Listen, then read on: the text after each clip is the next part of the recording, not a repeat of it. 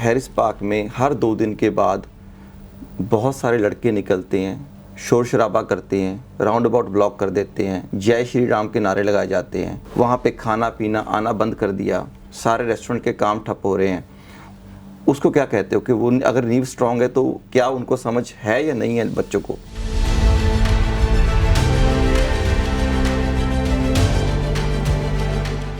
भगवान राम के नारे लगाने से कुछ नहीं होता जी। क्या हम उनके कदमों पे चल रहे हैं? क्या हम अपने माँ बाप की बात सुन रहे हैं? जो भी हनुमान जी का सेवक होगा, शनिदेव की 7.5 उस पर बहुत कम असर करेगी। 24th में जिनका नुकसान हो रहा है या 25th में, अब वो क्या करें? कहीं ना कहीं हार्डवर्क से गुजरे हैं और हमारा हौसला भी टूटा होगा, बट हमें परेशान नहीं होना चाहिए। 25 में हमें उन सब का रिजल्ट मिलेगा। आपकी नज़र में धर्म क्या है? जोड़ता है या तोड़ता है इंसान को? जैसे जैसे समय बदलता गया वैसे वैसे इंसान ने अपने फायदे के लिए उस दी हुई चीज को जाति में, धर्म में बदल दिया। धर्म आज के समय पे हर बंदे के लिए, हर इंसान के लिए अलग संज्ञा है।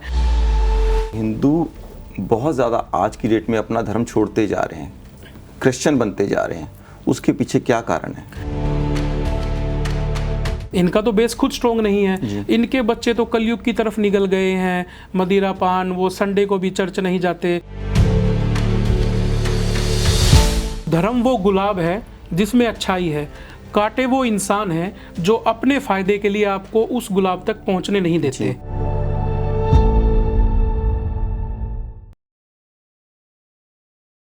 नमस्ते, सत श्री अकाल, आदाब। मैं हूं सनी सिंह और आप देख रहे हो द अनम्यूट। आज हम कासल हिल में गुरु प्रोडक्शन के यहाँ पे एकत्रित हुए हैं। मेरे साथ हैं स्वामी परमहंस जी महाराज। हिंदू धर्म की अगर मान्यता को मानते हैं हम तो 2024 शनि का साल था, लेकिन 2025 हनुमान जी का है।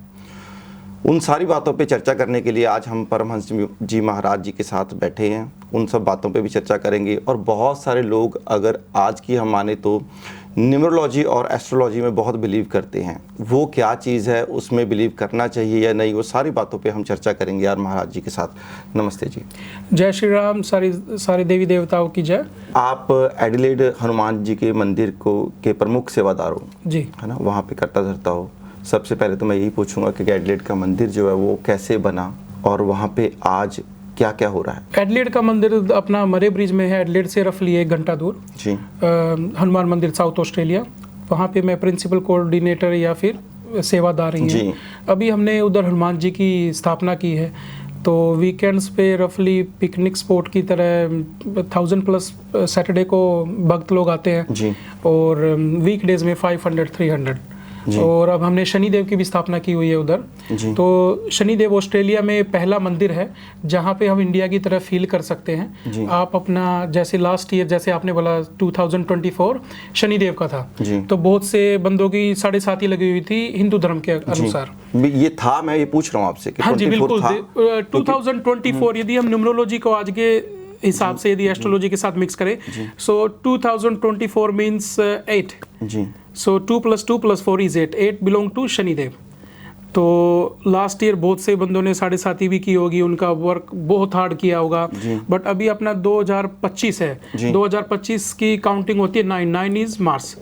तो जिसने भी 7.5 का अनुभव किया है या जो हार्ड वर्क किया है, उनको इस साल में फल मिलेगा ही मिलेगा। क्योंकि जो हनुमान जी थे, कथा के अनुसार, हमारे पुराणों के अनुसार, हनुमान जी ने ही रावण के नीचे से शनिदेव को बचाया था।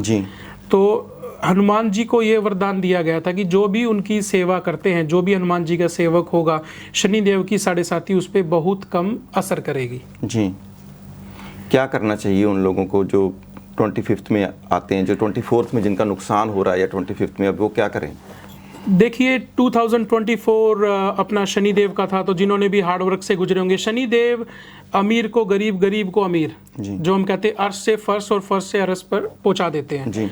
बट जो हार्ड वर्क करता है, अपने एम्प्लॉइज़ है उनकी अच्छे से आदर करता है, उनके साथ जो मजदूर है उनको खाना खिलाता है, शनिदेव ज़्यादा फल हार्ड वर्किंग पर्सन को देते हैं। तो यदि हम कहीं ना कहीं हार्ड वर्क से गुजरे हैं और हमारा हौसला भी टूटा होगा, बट हमें परेशान नहीं होना चाहिए। 25 में हमें उन सब का रिजल्ट मिलेगा।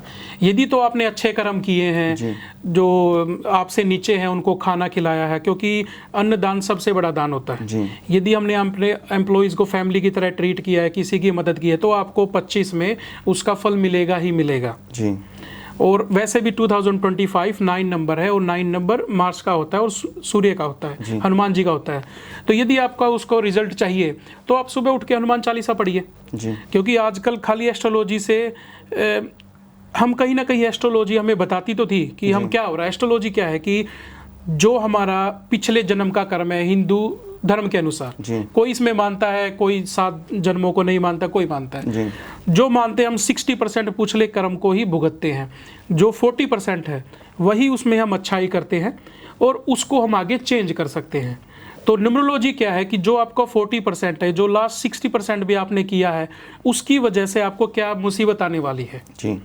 तो उस चीज़ को आप बदल सकते हैं, क्योंकि बिना न्यूमरोलॉजी और एस्ट्रोलॉजी इसके बिना तो हमें पता ही नहीं ना क्या हो रहा है। हमें पिछले जन्म की, हम इतने ज्ञानी नहीं है कि हमें पिछले जन्मों का याद है, हम उसको सिर्फ भुगतते हैं जी। आपकी नज़र में धर्म क्या है, जोड़ता है या तोड़ता है इंसान को? देखो, धर्म की हर इंसान की अपनी अपनी संज्ञा है जी।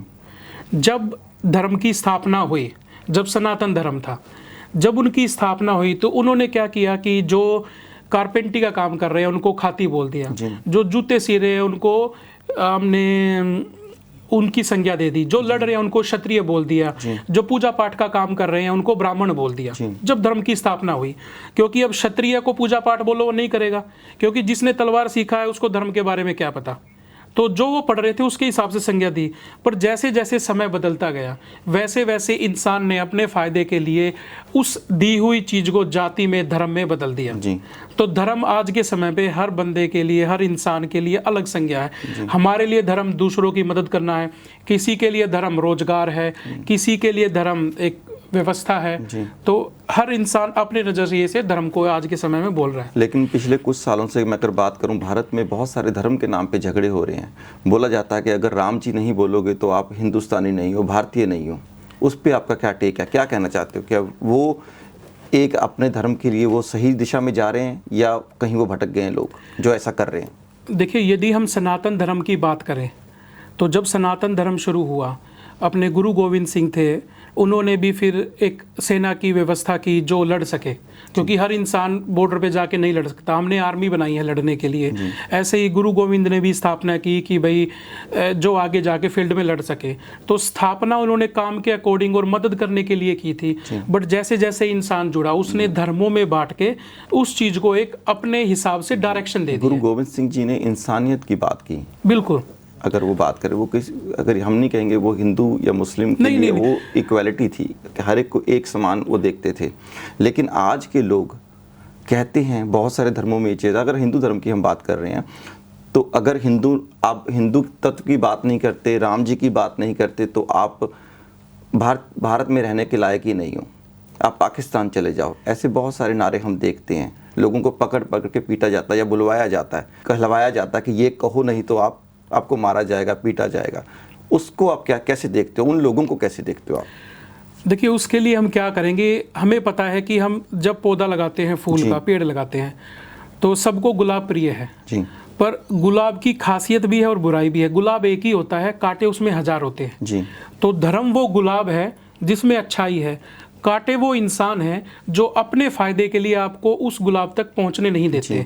जो भी धर्म से जुड़ा होगा, जो धर्म गुरु हैं, कोई भी ग्रंथ हुए, चाहे आप हिंदू, मुस्लिम, सिख, कोई भी धर्म लो, किसी भी धर्म में, गुरु प्रकाश में या हमारे उपनिषद हैं, रामायण है, किसी में भी नहीं लिखा कि दूसरे धर्म का तिरस्कार किया जाए या किसी को नीचा दिखाया जाए। बट हम उसकी अच्छाई नहीं उठाते, हम उसको अपने अनुसार चेंज कर लेते हैं।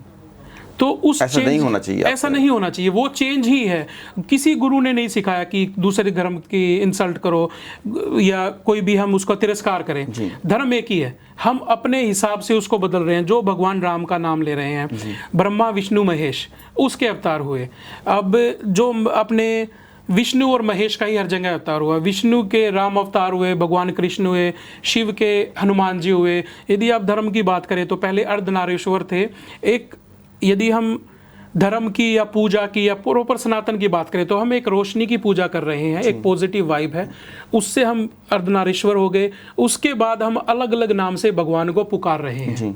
ये हमारे ख्याल है, जो पूजा पद्धति आई है 200, 250, 300 साल पहले आई है, जो चित्र दिए गए हैं हम उसकी पूजा कर रहे हैं, तो उसके अनुसार ये बदलते रहते हैं। शिव जी भगवान की बात करते हैं या विष्णु जी की बात करते हैं, अनेकों मंदिर हम देखते हैं उनके, और लोग बहुत सारे उपासक हैं, पूजते हैं उनको, लेकिन कहीं ना कहीं ब्रह्मा जी को नहीं पूजा जाता। सनातन धर्म में इतने उपासक नहीं है, या हम कहेंगे मंदिर नहीं हमें देखने को मिलते, उसके पीछे क्या कारण है, जबकि हिंदू धर्म में कहा जाता है कि ब्रह्मा जी सृष्टि के रचयिता हैं। देखिए, इसमें आपने बहुत अच्छा सवाल किया। इसमें क्या था, जब हम पुराणों में जाते हैं, पुराने शिव पुराण भी पढ़ते हैं, तो उनमें ग्रंथों में लिखा है कि जब इनको टास्क दिया गया, ब्रह्मा विष्णु महेश को टास्क दिया गया, तो ब्रह्मा ने कोई चीटिंग की और विष्णु महेश को, और चीटिंग करके वो वापस आ गए थे। तो उसके बाद उनके पुराणों में जो दिया गया, उनको श्राप मिला कि तेरा कोई मंदिर नहीं होगा, क्योंकि तूने इसमें धर्म में भी धोखा किया। हमें पुराणों में लिखा हुआ, अलग अलग कहानियां हैं।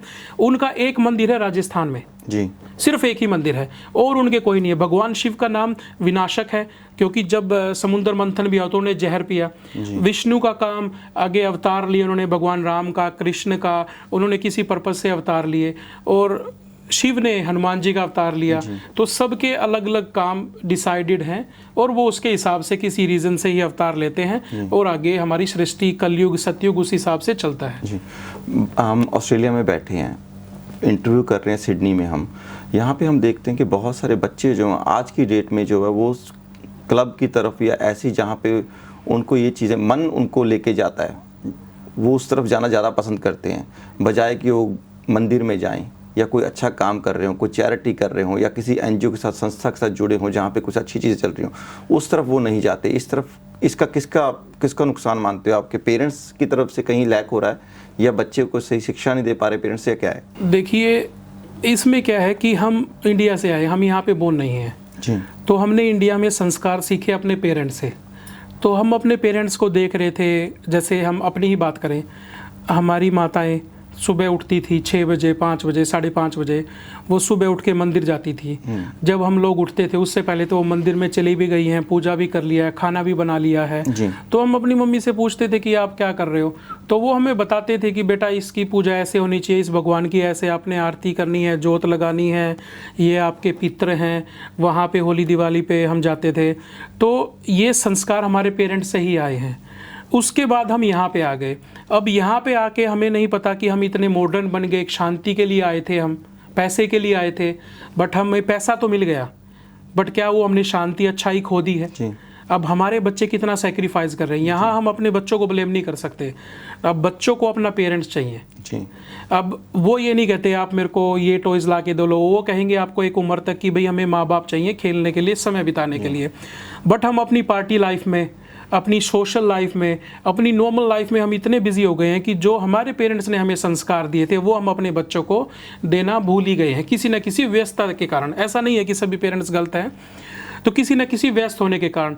तभी वहाँ पे मंदिर, गुरुद्वारों, मस्जिद का रोल आता है कि जो बंदे धर्म के प्रति समर्पित हैं और उनका काम ही धर्म की संस्थापना करना है, उसका प्रचार करना है, क्या हम ऐसा कुछ नहीं क्रिएट कर सकते?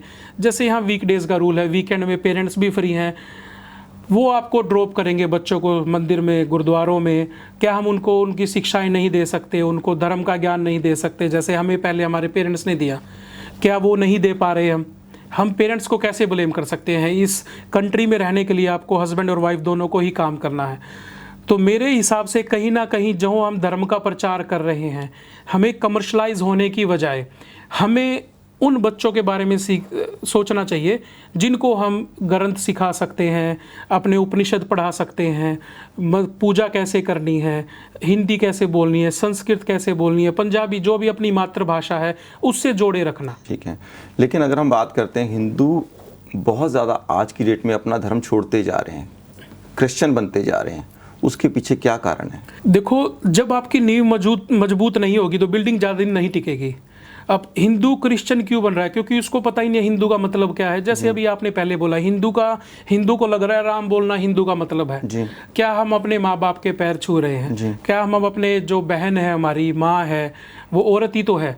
हमारे अपनी माँ बहन के प्रति तो अच्छे ख्याल आते हैं, दूसरे की देखते ही हमारे ख्याल बदल जाते हैं। तो हमारे धर्मों में कहाँ कहाँ गया है?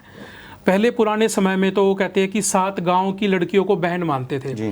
जब आपकी पेरेंट्स थे, हमारी मम्मी भी थी या दादी थी, उनके कोई 7 गांव के भी कोई रिश्तेदार आता था, उसको बहन का दर्जा देते थे। आज के समय पे हमारा स्तर इतना गिर गया है कि हम अपनी सगी बहन को वो दर्जा नहीं दे पा रहे हैं, या औरत को गलत भाव से देख रहे हैं। तो वो संस्कार ही तो है। इसका कारण यही है कि हम अपने जो हमारे प्रमुख हैं, चाहे वो सेवादार लगा लो, हमारे पेरेंट्स लगा लो, वो सही शिक्षा आगे दे नहीं पा रहे, अपने रूट्स को आगे तक नहीं पहुंचा पा रहे। देखिए, हमें हमारे पेरेंट्स से एक अच्छे रूट्स मिले जी। यहाँ पे हमारे रूट स्ट्रॉन्ग नहीं है जी। तो यदि हमारे रूट स्ट्रॉन्ग नहीं होंगे तो हमारा पेड़ कैसे बड़ा होगा? हम यदि खात में लगाएंगे तो कोई भी आंधी आएगी उसको गिरा देगी।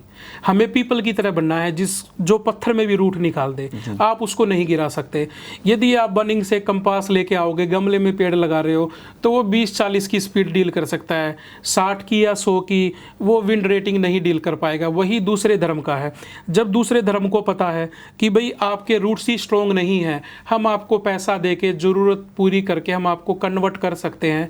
तो ये पैसा तो मंदिरों में या और धर्म स्थानों में बहुत आ रहा है, फिर वो अपने ही बंदों को क्यों नहीं लुक आफ्टर करते हैं? देखो, वो पैसा जाता कहाँ है? देखिए, ये एक बहुत वाइड क्वेश्चन है जी। और इस क्वेश्चन, अगर दूसरे धर्म को पता चल गया कि पैसों से इधर किया जा सकता है, तो हमारे धर्म को अभी तक क्यों नहीं पता चला कि अपने ही बंदों की जो ज़रूरतें पूरी की जा सकती हैं, जो हमारे मंदिरों में या और धर्म स्थानों पे पैसा पड़ा है? देखिए, ऐसा नहीं है, बहुत सी जगह पे हैं मंदिर अच्छा काम भी कर रहे हैं जी। मेरे हिसाब से जो है कि हमारे धर्म में, हिंदू धर्म में बहुत बटाव है, दुनिया बट गई है। हम हिंदू, सिख और दूसरी कास्ट के नाम पे बटे हुए हैं जी। धर्म का जो भी बंदा है काम तो एक ही कर रहा है ना, धर्म की स्थापना रखना, हमारे जो रूट्स हैं उसको ना खोने देना। तो यदि हम यूनिटी करके करें तो हम इस चीज़ से बच सकते हैं। अब यदि आप कह रहे हो कि हिंदू क्रिश्चियन में चेंज हो रहा है, यदि आप ऑस्ट्रेलिया की बात करें, आज के समय पे इतनी चर्चें हैं जो बिक गई हैं, कहीं मंदिर बन गए हैं, कहीं गुरुद्वारे बन गए हैं। तो इनका तो खुद बेस स्ट्रॉन्ग नहीं है, इनका तो बेस खुद स्ट्रॉन्ग नहीं है। इनके बच्चे तो कलयुग की तरफ निकल गए हैं, मदिरा पान, वो संडे को भी चर्च नहीं जाते। हमारे जो हिंदू हैं वो कम से कम पेरेंट्स के साथ गुरुद्वारे जा रहे हैं, मंदिर जा रहे हैं। तो हमारे रूट तो इनसे ज़्यादा स्ट्रॉन्ग है। आप मानते हैं ये बात? बिल्कुल जी, हमारे रूट, ये तो हमारे पुराने समय भी कहा गया है।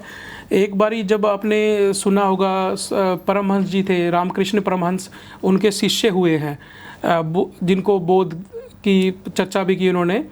तो एक बार वो बाहर विदेश यात्रा पे चले जाते, जिनका नाम पहले नरेंद्र था, बाद में मेरे ख्याल से भगवान बुद्ध का उनको नाम दिया गया, गौतम बुद्ध का नाम दिया गया। तो वो बाहर धर्म की प्रचार के लिए जाते हैं।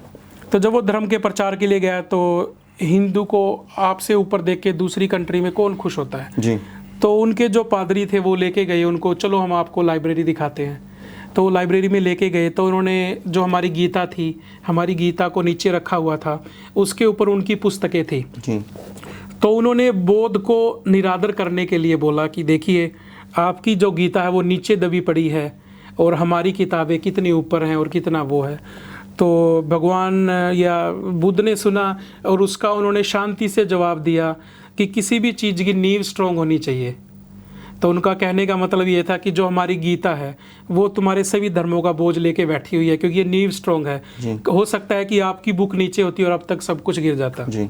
तो नींव तो हमारी स्ट्रॉन्ग है, बट क्या हम उसको यूटिलाइज कर रहे हैं? हैरिस पार्क है यहाँ पे, हैरिस पार्क में हर 2 दिन के बाद बहुत सारे लड़के निकलते हैं, शोर शराबा करते हैं, राउंड अबाउट ब्लॉक कर देते हैं, जय श्री राम के नारे लगाए जाते हैं।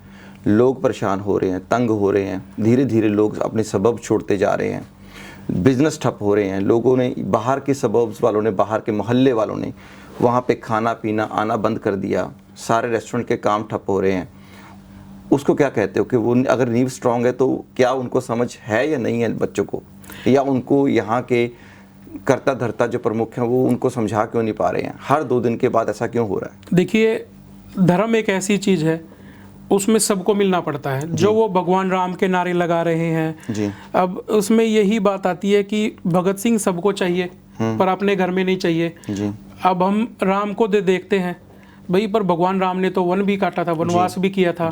तो भगवान राम के नारे लगाने से कुछ नहीं होता। क्या हम उनके कदमों पे चल रहे हैं? क्या हम अपने माँ बाप की बात सुन रहे हैं? क्या हम धर्म का पालन कर रहे हैं?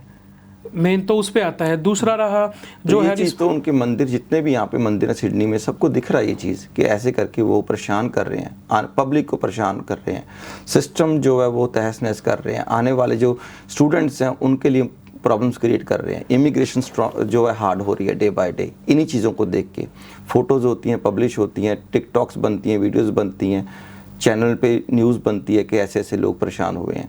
तो ये सारी चीज़ें देखी जा रही हैं, लेकिन फिर भी कोई ठोस कदम सनातन धर्म से नहीं उठाया जा रहा। देखिए, ये हमारे वो बच्चे हैं जो अपना यहाँ आके मार्ग भटक गए हैं जी। ये यंगस्टर ही हैं, हमारी आपकी एज के ही हैं, इनके पेरेंट्स ने इनको संस्कार दिए हैं जी।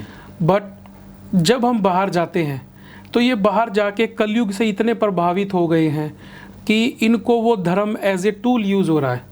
भगवान राम के नारे लगाना अच्छी बात है, हनुमान जी के नारे लगाने अच्छा बात है, पर उनके बारे में कुछ एक चीज़ उनसे लीजिए। या तो आप उनके बारे में ले लीजिए कि हमने पेरेंट्स की ही सुननी है या किसी को छेड़ना नहीं है। इन्होंने तो एक वो कहते हैं ना, एक नारी फिर भी ब्रह्मचारी कलयुग के समय पे, तो क्या वो उस चीज़ के फॉलो कर रहे हैं? हम भगवान का कम से कम एक रूल तो फॉलो करें, उनसे एक अच्छाई तो ले। रहा सैरिस पार्क में हुटिंग्स होना, ये होना, ये यंग ब्लड है, इसमें यंग ब्लड के अंदर एक एनर्जी है। जैसे हम छोटे बच्चे होते थे, वो कहते हैं कि जो शैतान बच्चा हो उसको मॉनिटर बना दो ताकि क्लास चुप रहे, क्योंकि उसको पता है चोरी कैसे होगी, कौन कितनी शैतानी करेगा।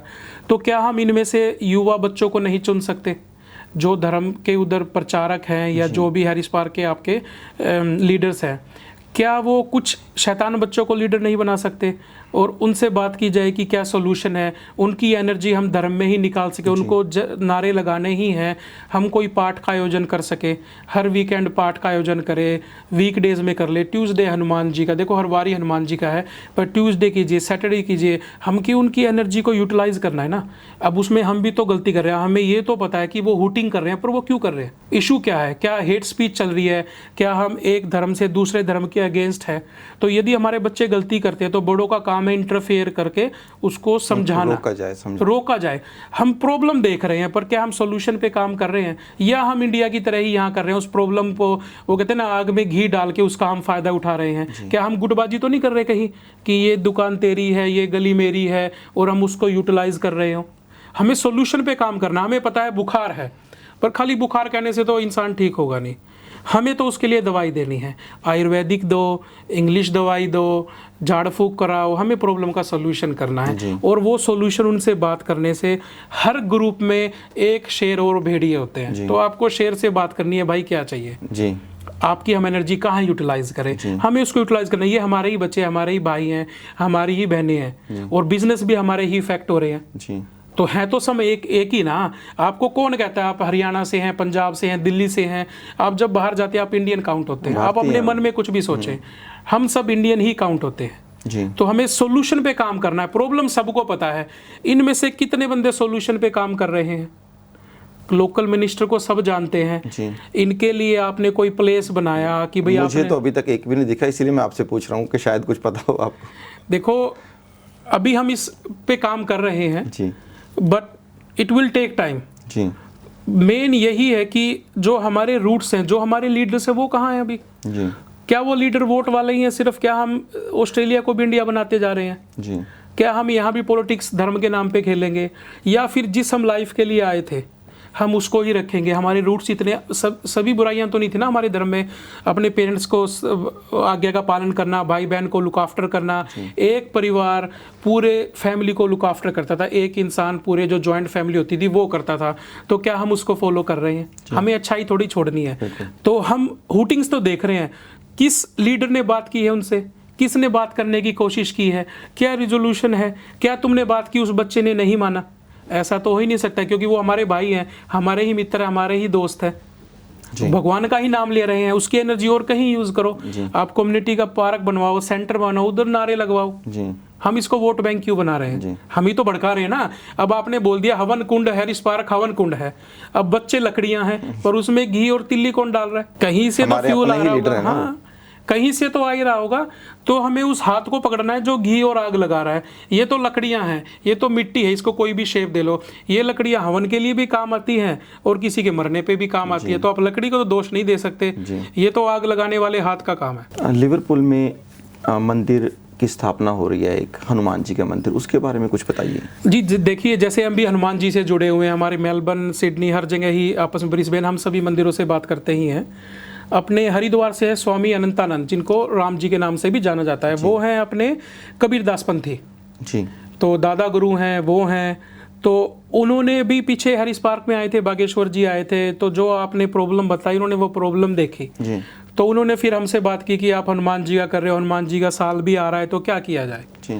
तो हमने मेलबर्न भी बात की मंदिरों से, तो हम कोशिश करें कि कोई ऐसी कमेटी बनाई जाए जिससे हम हर मंदिर में हर संत आ सके और उसका सबको ही लाभ मिले और इन बच्चों की एनर्जी भी यूज़ हो सके।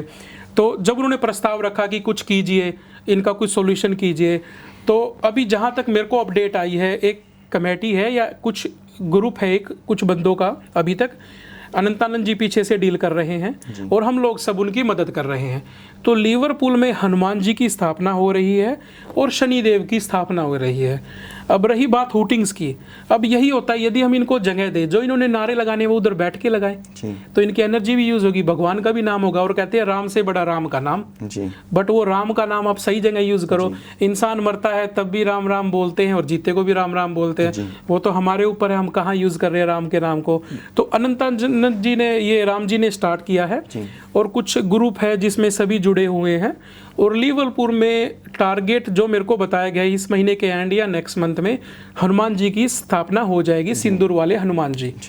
और उनका मॉर्निंग वही रहेगा जैसे इंडिया में होता था, 6 साढ़े 6 बजे मंदिर ओपन किया, हमारी माताएं बहनें काम करने से पहले उधर जा सकती हैं, प्रार्थना कर सकती हैं और उसके बाद अपना डेली रूटीन भी कर सकती हैं। और शाम को भी आरती होगी, भजन संध्या होगी। और जो ये बच्चे हुटिंग लगा रहे हैं ना, उसमें से देखोगे आप आधे तो टैलेंट वाले हैं, जिनको आप गाने पे लगा दोगे तो उससे अच्छा तो कोई संगीत ही नहीं कर पाएगा। तो उनको भी स्थान मिलेगा अपनी एनर्जी को यूटिलाइज करने का।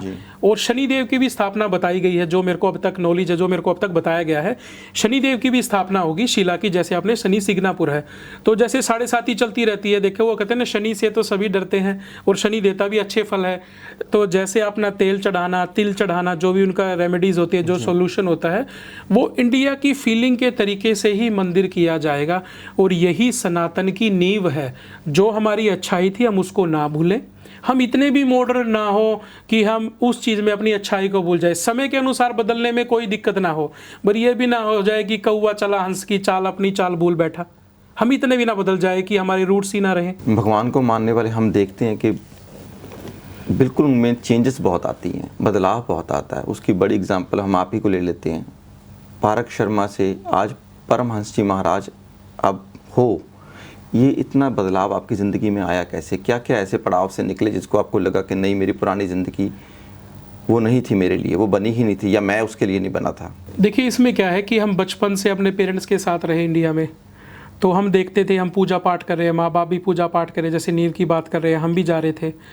बट कहीं ना कहीं जब हम 2000 समथिंग में ऑस्ट्रेलिया आए, तो वो कहता है ना, खरबूजे को खरबूजा बनता है, रंग बदल जाता है देख के। तो कहीं ना कहीं हम भी कलयुग के प्रभाव में आ गए।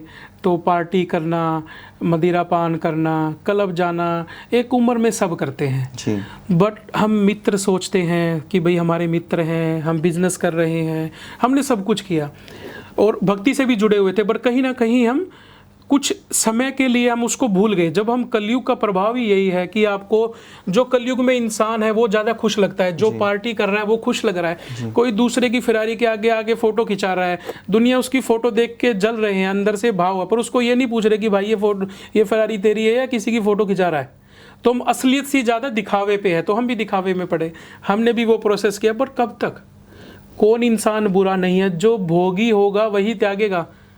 ओशो कहता था कि जिसने मदिरा नहीं पी उसको उसके छोड़ने का फायदा नुकसान क्या पता, उसका भक्ति में भी ध्यान नहीं लग सकता। ये बदलाव कैसे आया? देखो, बदलाव वही था कि हमारे रूट्स तो धर्म के ही थे, पंडित फैमिली से हम, दादा परदादा भी पंडित थे। कहीं ना कहीं रूट्स पेड़ से अलग हुए, उसने सोचा कि तू अपना गमला बना ले, अपने आप को बड़ा कर ले, बट हमारी विंड रेटिंग तो 60 ही थी, रूट स्ट्रॉन्ग नहीं रहे, तो हम भी गिरे। हमने भी देखा कि यार इस चीज़ों में कुछ नहीं रहा।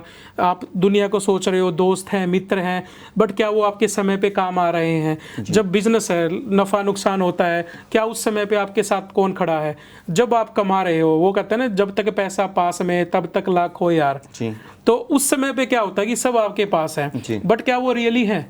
वो भाई भाई कहने से क्या वो भाई हो जाते हैं? या उस समय पे आपको, यदि आपका अच्छा मित्र है, क्या वो उसको सही एडवाइस दे रहा है? आप कुछ गलत कर रहे हो तो उसका मतलब ये नहीं है वो गलत में साथ दे, वो रोकने के लिए चाहिए। और हर इंसान में भगवान का वास है, अच्छाई और बुराई दोनों ही है इंसान में। तो हो सकता है कलयुग से प्रभावित होकर हम उस बुरे इंसान की सुनने लग गए थे, बट जब कहीं बिजनेस लॉस हुआ या पेरेंट्स से या कहीं हमने देखा कि नहीं, जिस पे हम रिलाई कर रहे थे वो ठीक नहीं है, तो हमें भगवान की तरफ झुकना। पहले इंसान क्या होता है कि हमें कोई ज़रूरत पड़ी, आपको अभी बिजनेस करना, आपको ज़रूरत पड़ी, तो आप कोशिश करोगे कि यार मैं पैसे ले लूँगा, मैंने तो भाई सनी जी को या राहुल जी को ये दिया था, मैं दे देगा। आप ट्राई करोगे, वो मना करेगा, भाई नहीं है। फिर आप भगवान के आगे जाओगे, कहोगे भगवान मुसीबत में हूँ पर मैं कर लूँगा अपने आप दोबारा ट्राई करोगे, नहीं होगा। बंदा ट्राई करता रहेगा, फिर भगवान के आगे हाथ जोड़ेगा, कहेगा तू देख मैंने तेरे आप को समर्पित कर दिया है, सरेंडर। अब इसमें एग्जाम्पल कहते हैं कि जब द्रौपदी का चीरहरण हो रहा था तो भगवान कृष्ण थे, तो द्रौपदी ने बाद में उससे सवाल पूछा कि हे कान्हा, आप मेरी मदद करने पहले क्यों नहीं आए?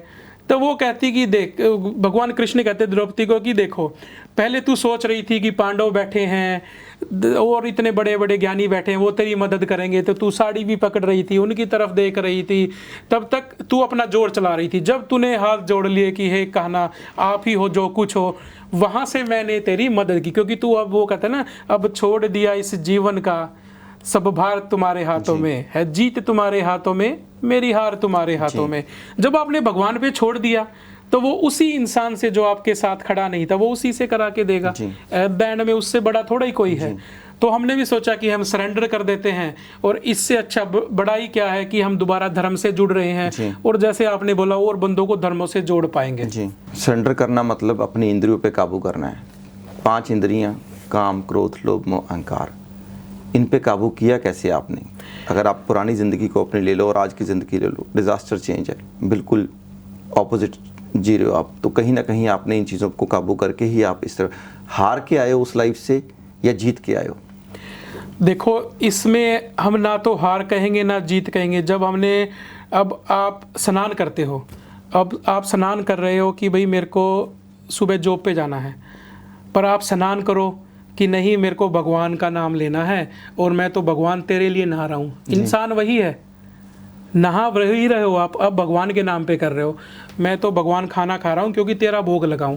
अब हमने हर चीज उसके ऊपर डाल दी, हम तेरे लिए कर रहे हैं, हमारा जीवन कुछ नहीं रहा, तो उसमें हार जीत रहती नहीं। और जब आप उसके पास चले गए, इंसिडेंट हुआ नहीं जिससे आपको लगा कि नहीं? इंसिडेंट क्या हुआ कि अब जैसे हम पहले बताया धर्म से जुड़े थे, हम कहीं ना कहीं प्रभावित हो गए थे कलयुग से, हम कलयुग की तरफ चले गए थे उस समय पे। तो कुछ छोटा मोटा बिजनेस का इंसिडेंट हुआ, और मित्र गण थे तो उनको देखा कि वो कहते हैं ना, समय बड़ा बलवान है। समय से जब हम छोटे बच्चे थे, इसमें कहते हैं कि एक क्लॉक टिक करती थी, हम उसको ना पहले सोचते थे कब खत्म हो, अपना दूर, आपको तो न्यूज़ से आप वो आता था, कौन सा था, सर्कल घूमता था, वो करता था, फिर महाभारत शुरू होती थी, वो बोलता था मैं समय हूँ, मैं बड़ा बलवान हूँ। तो वो समय बहुत बलवान होता है, वो बड़े से बड़े को झुका दे और झुके हुए को उठा दे। तभी कहते हैं कि जब आप खुश हो तो भी इतना गुरूर ना करो कि जो खुशी है वो कभी नहीं रहेगी तो गम कभी नहीं रहेगा, लाइफ का हिस्सा है। तो हमने वो चीज़ को महसूस किया, और जैसा हमने एस्ट्रोलॉजी न्यूमरोलॉजी की आपके लिए बात की थी, तो 60% तो हमारा भी लिखा हुआ था। अज्ञानी तो हम नहीं हैं, बट वही है, ज्ञानी भी कई बार प्रभाव में आके दूसरी तरफ हो लेता है, अपने ज्ञान को साइड में छोड़ देता है, बट समय उसको याद दिलाता है। तो हमने देखा कि यार ये तो हमारे पिछले कर्म थे जो हमने भोगे हैं, तो कहीं ना कहीं जो हमने किया है वो हमने भोगा ही है। जो हम एक कलयुग के प्रभाव में चले तो हमारा भोग लगा लो, दंड लगा लो, हमारी गलतियां लगा लो। तभी अब जब गुरु का नाम लेते हैं, कोई भी हम गंगा स्नान करके आते हैं, अभी प्रयागराज है, दुनिया स्नान करने आएगी, वो अपने पुराने पापों को ख़त्म करने के लिए होता है। बट क्या हम दोबारा कर रहे हैं? बस गलती कौन नहीं करता, इंसान गलतियों का पुतला है, बट क्या आप रिपीट कर रहे हो? लोग टैरो कार्ड को बहुत मानते हैं, आपकी नज़र में टैरो कार्ड क्या चीज़ है? देखिए टैरो कार्ड क्या है, आज का समय, पहले हम वैदिक एस्ट्रोलॉजी को मानते थे, तो आज ना तो ज्ञानी रहे हैं उस लेवल के, जैसा हम अपने रूट खो चुके हैं। पहले तो जो वैदिक एस्ट्रोलॉजी और नाड़ी के ज्ञाता थे वो आपकी नाड़ी पकड़ के आपके जीवन का बता सकते थे। फिर एस्ट्रोलॉजी आई, अभी सॉफ्टवेयर से हम असली पंचांग भी यूज़ नहीं करते, अब न्यूमरोलॉजी ऐड कर रहे हैं। टैरो कार्ड क्या है? टैरो कार्ड आप क्या करते हो, एक आपका 2 महीने का कोर्स है, आपकी जो आत्मा है वो पवित्र होनी चाहिए, और आपका लकी नंबर होता है, आप उसको एक प्रोसेस सीखते हैं, उसको सिद्ध करते हैं। कार्ड्स को, कार्ड भी अलग अलग होते हैं कि आपको शैतान का चाहिए, भगवान का चाहिए, शांति के लिए चाहिए, क्या चाहिए, अलग अलग से कार्ड आते हैं। आप उनको भगवान के चरणों में रख के आप पूजा करते हो। फिर टैरोट कार्ड क्या होते हैं? इंसान के हिसाब से एनर्जी कनेक्ट होती है। हमारे, आपने क्या सुना है कि हमारे पास होगा एक आत्मा, एक शरीर, एक हमारा तीसरा पार्ट भी होता है सूक्ष्म शरीर। तो जो हमारा सूक्ष्म शरीर होता है वो जो टैरो कार्ड की एनर्जी है वो उससे कनेक्ट होती है और वो ये देखती है उसके हिसाब। Tarot card is 60% right. तो जो हमारी एस्ट्रोलॉजी है वैसे ही काम करते हैं, वो 60% आपको बता सकते हैं कि भाई आपके साथ ये इंसिडेंट होना है। सनातन धर्म बिलीव करता है टैरो कार्ड में? देखो टैरो कार्ड तो वो है ना, चमत्कार को नमस्कार। तो सनातन धर्म तो हमेशा चमत्कार में विश्वास करता है। हमारे तो पहले ही, जो अब कामाख्या की बात करें, कामाख्या में पता नहीं, हमारे तो दादा भी पैदा हुए थे उस समय पे नहीं, पुराने समय में कामाख्या के इतने बड़े तांत्रिक हैं कि जिन्होंने पूरी पूरी सेना गायब कर दी थी। तो चमत्कार में तो हम विश्वास क्यों नहीं करते? हम करते हैं। तो टैरो कार्ड उसका एक छोटा सा हिस्सा है, तो उस हिस्से में वो सिद्ध करते हैं उन कार्डों को, फिर उस एनर्जी का आह्वान करते हैं। हीलिंग भी बोलते हैं इसको, हीलिंग प्रोसेस भी होता है। आजकल आपको कोर्स हो रहे हैं ऑनलाइन, आपको हील करने का, बॉडी हील करने का। ये चीज़ें हमारी सारी ग्रंथों में, रुद्राक्ष के बारे में, शिव पुराण में, आपके उपनिषद में सब कुछ लिखा हुआ है, हर चीज़ लिखी हुई है, बट हम उसको पढ़ नहीं रहे। जिन्होंने पढ़ लिया उन्होंने पा लिया, वो उस चीज़ को बेच रहे हैं, हम खरीद रहे हैं जी। सिर्फ इतना फ़र्क है। ये थे परमहंस जी महाराज। इनसे हमने न्यूमरोलॉजी पे बात की, एस्ट्रोलॉजी पे बात की, टैरो कार्ड पे बात की, सिडनी के बहुत सारे इश्यूज़ पे बात की, मंदिर जो सिडनी में ओपन हो रहा है उस पे बात की। उन्होंने बड़े ही बेबाकी से सारे ही हमारे सवालों के जवाब दिए, और थैंक यू। सबसे पहले तो आपका यही कहेंगे हम कि आपने जय श्री राम हर एक चीज़ का जवाब अपने बड़े ही ओपनली दिया, क्लियरली दिया, और आप सबसे बड़ी एग्जाम्पल भी हो कैसे चेंज लाइफ में आना चाहिए। पारक शर्मा से परमहंस जी महाराज तक का सफ़र जो आपने किया है, ये लोगों के लिए बहुत बड़ी एग्जाम्पल है। देखो जी, हर इंसान बदल सकता है जी। यदि हम बदल सकते हैं, आप भी बदल सकते हैं। वो शुरुआत कहीं से होनी चाहिए। जो हमने पीछे किया वो कोई मैटर नहीं करता। अब अपने पीएम साहब चाय पिलाते थे, उसको कौन पूछता है? आज पीएम है। यदि वो उनको चाय पिलाने की सोचते रहेंगे, उनका हिम्मत देखो, साहस देखो, तो वही है। गलती हम सब करते हैं, पास्ट हम सबका है, अच्छे बुरे हम सब हैं, बट हम आज से क्या कर रहे हैं, बदलाव के बाद क्या कर रहे हैं, वो मैटर करता है। आखिरी मैसेज लास्ट कोई देना चाहते हो देखिए जी, सुनने वालों को? 2025 हनुमान जी का है। आप न्यूमरोलॉजी कीजिए, एस्ट्रोलॉजी कीजिए, इसमें आप हनुमान चालीसा पढ़िए। आप डेली सुबह उठ के हनुमान चालीसा पढ़िए। आपकी माँ बहन है, उन वो देवी की तरह हैं, वो आपका घर चलाते हैं, उनकी रिस्पेक्ट कीजिए। आप जीवन में तरक्की करेंगे, और हनुमान जी की उपासना कीजिए। बहुत ही अच्छा, बहुत ही प्यारा मैसेज दिया आपने जी। इसी के साथ हम इस प्रोग्राम की समाप्ति करते हैं और जल्दी मिलेंगे एक नए शख्स के साथ, नई स्टोरी के साथ। तब तक तो इजाज़त, नमस्ते जी।